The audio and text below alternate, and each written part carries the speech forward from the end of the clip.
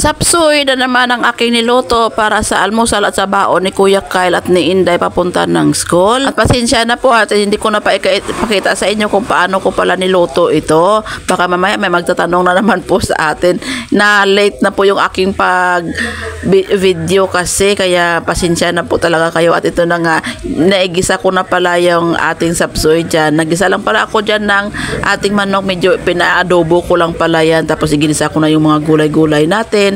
Tapos yung naluto na nga yung ating gulay, sinunod ko naman po itong Chinese pitsay. Habang nag-adobo pala ako nung manok mga sis brad, ay naglagay na pala ako dyan ng oyster sauce. Oyster sauce lang po talaga ang aking mga pampalasa nilalagay basta nagugulay ako dahil malasa po talaga siya. At nakabili nga ako dyan ng bale 50 pesos pala na mushroom, kaya nilagay ko rin yan ng mushroom yung ating sapsoy na yan.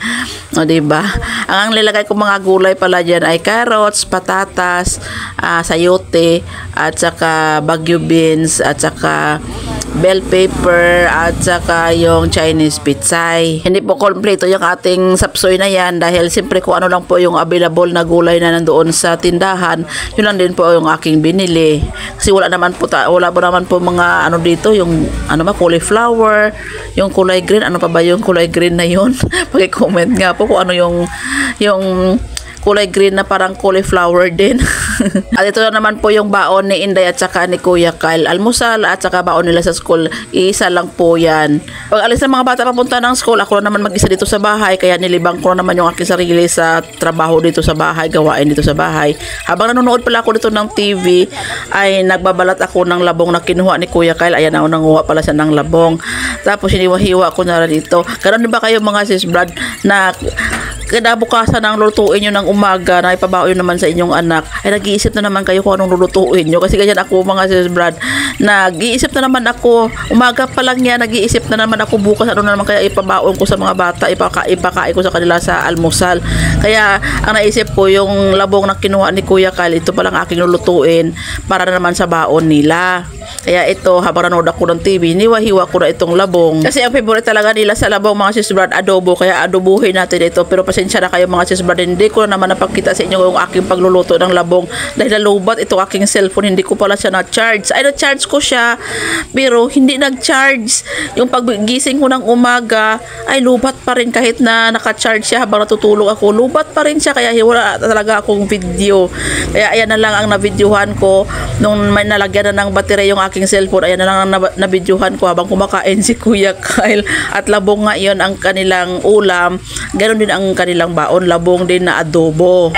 Laking pasalamat ko talaga sa aking mga anak, mga sis Brad, dahil hindi talaga sila masilan sa mga ulam. Kahit gulay-gulay lang talaga yan ang ulam nila, ay okay na talaga yan sa kanila. Kahit yung baon nila sa school, gulay-gulay lang, ay wala talagang problema yan sa kanila.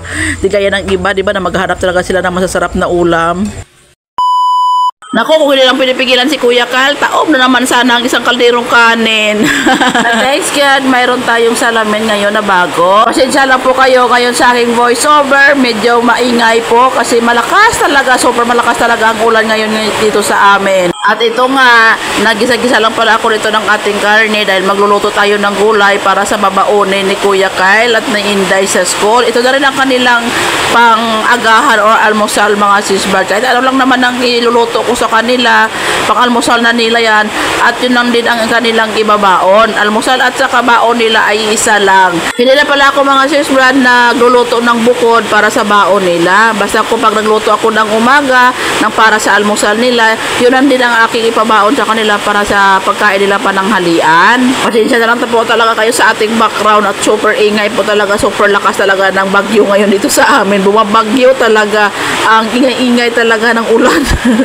At ayan na nga, medyo luto na pala yung ating gulay, pakbet po yan. Iba-iba po tayo ng pagluluto ng pakbet. Ito po sa akin, pakbet po namin ito dito sa aming lugar. Ganito lang po kami magluto. May karne at saka gulay. Ginisa lang po namin yan.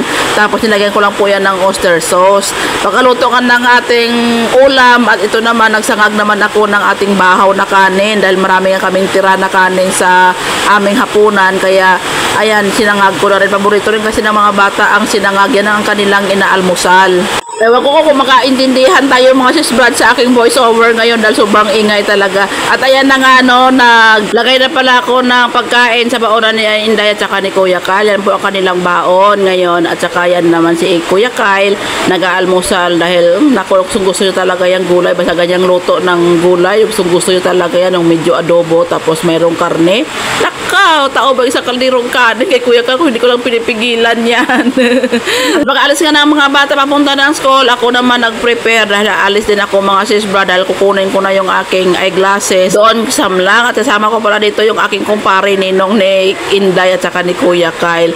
At maraming salamat pala sa Health of Zion sa pagbigay sa amin ng libreng eyeglasses, libreng medical po sa amin. At ito po ang aking inavel yung ang kanilang libreng eyeglasses. Ayan pala si Nono yung aking kasama ninong ni Inday at saka ni Kuya Kyle po yan. Dahil mayroon din siyang libreng eyeglasses kaya sabay na kami pumunta dito. Kinuha ko na rin yung eyeglasses ni nanay. Kailangan talaga natin mga sis Brad mag-apat ang mata dahil sa araw-araw na ba naman na kaharap natin ang cellphone sa pag-i-edit, sa pag-voiceover, sa ganito. Kaya kailangan talaga natin maging apat ang ating mata para may protection talaga ang ating mata.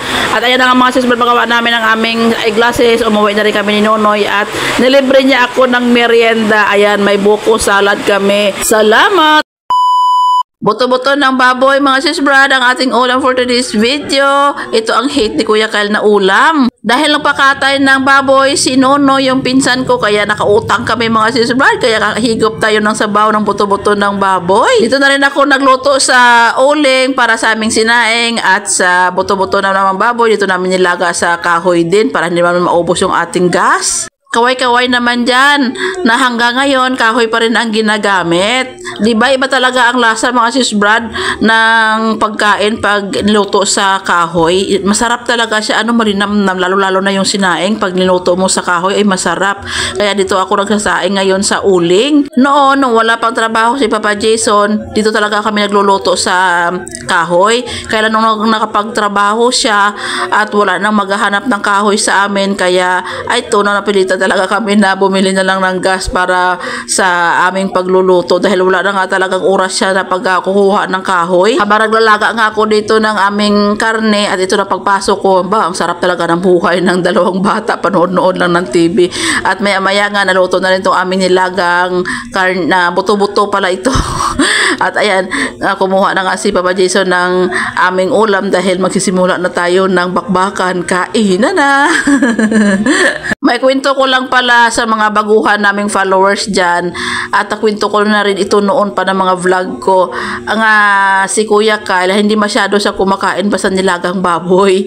Ay naku, ewan ko ba sa batang ito, talagang ayaw niyo talaga yan, lalo-lalo na pag sinigang na karne ng baboy, ayaw niya talaga, lalo-lalo na kapag mayroong mga taba-taba na isabaw, ayaw na talaga yan. Nga buti nga ngayon ay kumakain siya.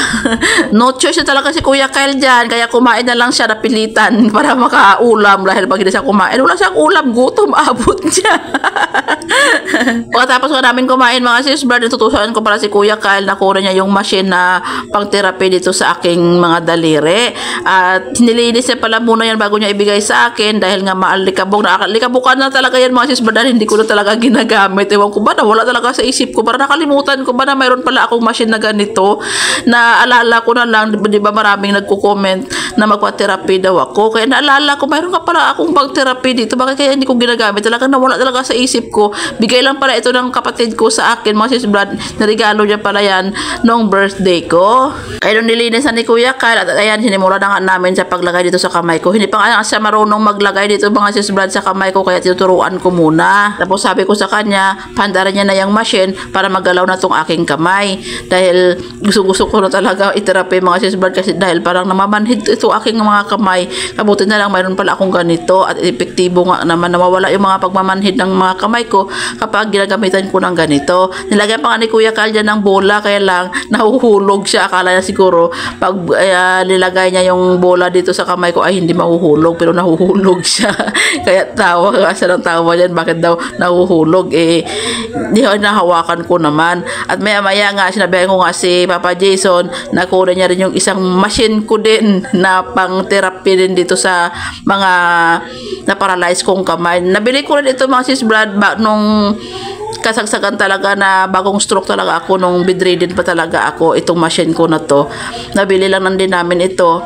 Ito ang ginagamit ko nung bedridden pa ako mga sis Brad. Ginagamit ko yan sa paralyze ko hanggang sa makakilo siya talaga yung aking kamay. Talagang nawala talaga sa isip ko na mayroon pala ako mga kagamitan na ganito. Ngayon ko lang talaga naalala. Kaya thank you talaga sa mga nagko-comment no na magpa-therapy daw ako. Mayroon din pala naman ako mga self therapy dito sa bahay. Hindi ko talaga naalala na wala talaga sa isip ko.